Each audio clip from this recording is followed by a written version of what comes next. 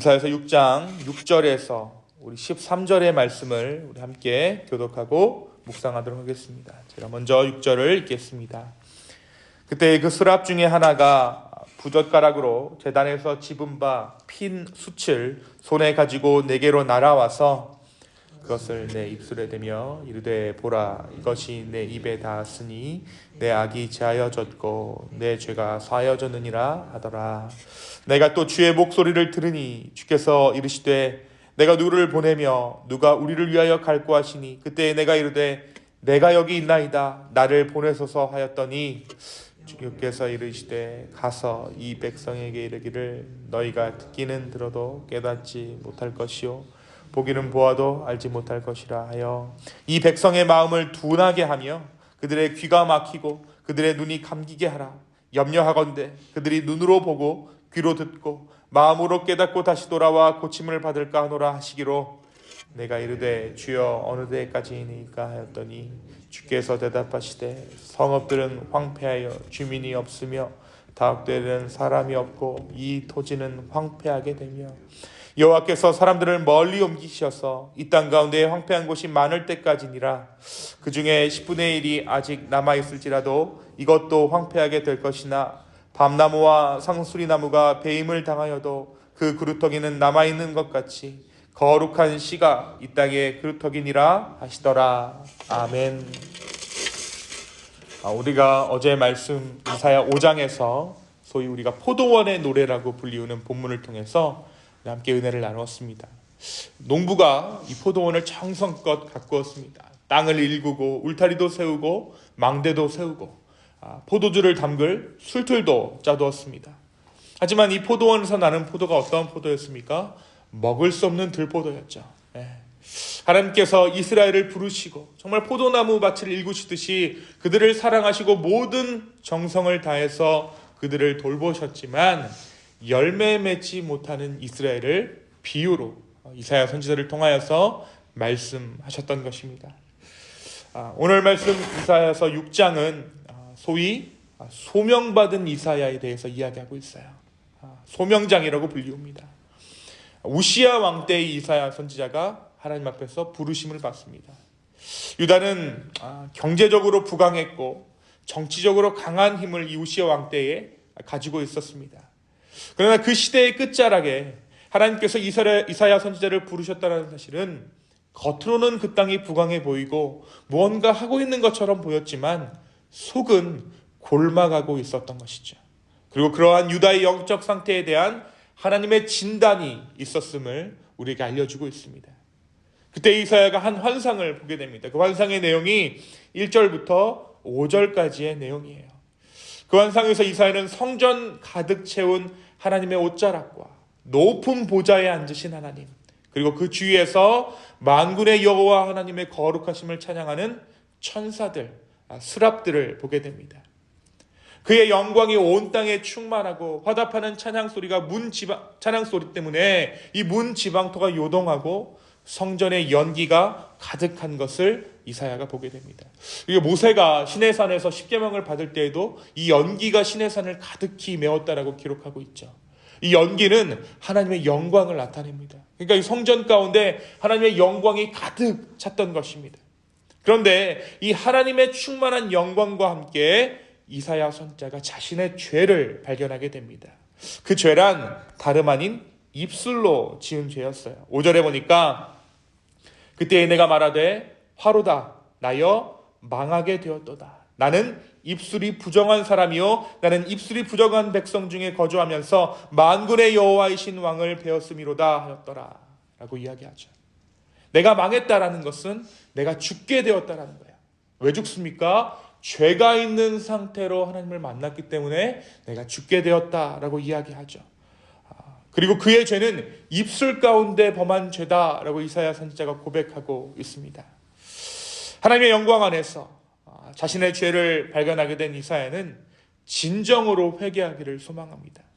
그때에 하나님께서는 이 천사들을 통해서 입술에 제단에서 핀 수치를 가져와서 그의 입술에 댑니다. 그리고 그의 입술을 정결케 해주십니다. 죄를 사해 주신 거예요. 원래대로 하면 이미 이사야는 죽었어야 했죠. 하지만 하나님께서는 이사야 선지자를 사랑하셔서 그에게 은혜를 베푸시고 천사를 보내어 그의 입술의 부정함을 제단 숯불로 제하여 버리십니다. 그렇다면 왜 하나님께서는 이사야 선지자를 살려주셨을까요? 하나님께서는 이 이사야 선지자를 하나님의 도구로 사용하시기 원하셨습니다. 그러나 죄 때문에 사용하실 수 없었던 것이죠. 그래서 그에게 환상을 보이시고 그로 하여금 죄를 깨닫게 하셨습니다. 하나님께서는 이사야 선지자를 주님의 도구로 사용하시기 전에 먼저 거룩하게 하셨던 거예요. 이어서 하나님께서는 깨끗해진 이사야 앞에서 하나님의 일꾼이 될 사람이 있는지를 찾으십니다. 이에 뭐라고 이사야 선지자가 반응합니까? 내가 여기 있습니다 라고 반응하죠. 우리 8절의 말씀입니다. 내가 또 주의 목소리를 들으니 주께서 이르시되 내가 누구를 보내며 누가 우리를 위하여 갈고 하시니 그때 내가 이르되 내가 여기 있나이다 나를 보내소서. 정결케 된 이사야가, 성령이 충만하게 된 이사야가 주님 내가 있습니다 나를 보내소서라고 비로소 반응할 수 있게 된 것입니다. 하나님의 부르심 앞에 믿음으로 자신을 드리는 이사야 선지자의 모습을 우리가 오늘 말씀에서 확인할 수 있는 것이죠. 하나님께서는 이사야 선지자를 통해서 앞으로 그가 해야 할 일들에 대해서 말씀하세요. 그런데 다소 의외의 말씀을 하십니다. 거부하는 이스라엘을 향해 눈을 뜨게도 귀를 열게도 하지 말라는 거예요. 이 백성의 마음을 둔하게 하며 그들의 귀가 막히게 하고 그들의 눈이 감기게 하라. 염려하건대 그들이 눈으로 보고 귀로 듣고 마음으로 깨닫고 다시 돌아와 고침을 받을까 하노라. 선지자는 어떠한 자리입니까? 사람들을 깨닫게 하는 자리죠. 깨우는 자리입니다. 회개케 하는 자리예요. 그런데 이사야 선지자를 부르셔서는 그들을 깨우지 말라라고 말해요. 차마 그들이 회개할까 두렵다라는 것이죠. 왜 이렇게 말씀하셨을까요? 이것은 그들의 죄가 이미 한계치에 도달했음을 의미합니다. 바로 이때에 하나님께서는 이사야 선지자를 부르셨던 것이죠. 사랑하는 성도 여러분, 오늘 말씀 이 이사야서 6장은 우리에게 무엇을 말해주고 있습니까? 오늘 말씀에서 하나님은 하나님의 사람을 오늘도 부르신다라는 사실을 우리에게 말씀해주고 있어요. 그리고 하나님의 사람을 쓰시기 이전에 하나님은 준비시키신다라는 것을 우리가 볼 수 있습니다. 하나님은 단독자로 홀로 일하시지 않으십니다. 능력이 없으셔서 그러신 것이 아니라 하나님은 우리와 함께 일하기를 원하세요. 하나님은 사람을, 인간을, 피조물을 동역자 삼으셔서 그분의 일을 이루어 가시는 하나님이십니다. 그런데 이 일을 하기에 앞서서 하나님은 반드시 준비의 시간을 예비하세요. 오늘 이사야 선지자가 하나님의 선지자로 활동하기에 앞서서 하나님은 그의 죄의 문제를 다루시기 원하셨습니다. 그리고 친히 그의 입술을 정결케 하시고 하나님의 선지자로 일하게 하시죠. 사랑하는 성도 여러분, 오늘도 주님은 우리를 부르십니다. 다른 것을 위해 부르시는 것이 아니라 이 마지막 때에 다른 영혼들, 아직도 예수 그리스도를 모르는 영혼들을 구원하는 일을 위해 부르십니다. 알았다가 떠난 영혼들을 위해 우리를 부르세요. 그리고 주님은 그 일을 위해 우리를 거룩하게 준비시키시고 계시는 줄로 믿습니다. 오늘 이 아침이 그 사명을 확인하는 아침 되기를 소망합니다. 그리고 그 사명에 합당한 거룩함을 우리에게 달라고 간구할 수 있는 이 아침 되기를 예수님의 이름으로 축원합니다.